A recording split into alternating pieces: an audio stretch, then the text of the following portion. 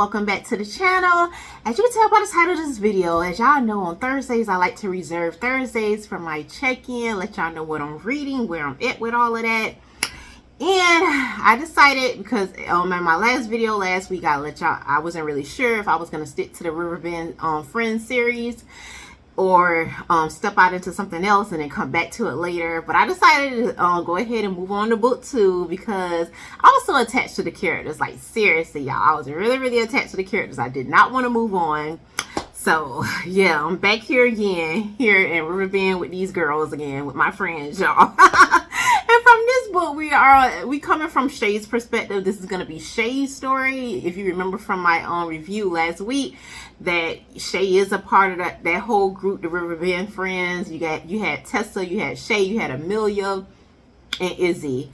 And Shay was one of the more reserved ones. She was very quiet. She didn't really, she wasn't very like out there like the other girls in the series, as far as like personality wise, that seemed more inviting. She was very more, reserved and laid back, which is nothing wrong with. I just thought that was just that was just who she was, her personality. I never really thought that something could have played into that why she was the way that she was. And now reading her story now, because I'm just starting the book, I'm on chapter 2.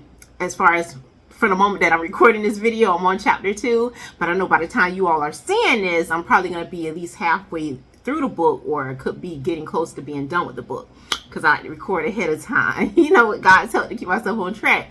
But yes, I'm very excited about this. I have to say, before reading the book, because I just really enjoy Tessa's perspective, her world, just being in her head. And like I said, she felt like a friend.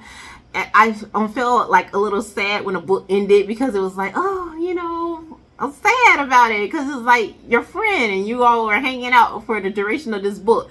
And then now I'm in book 2 and I'm like, this is not Tessa, this is Shay now.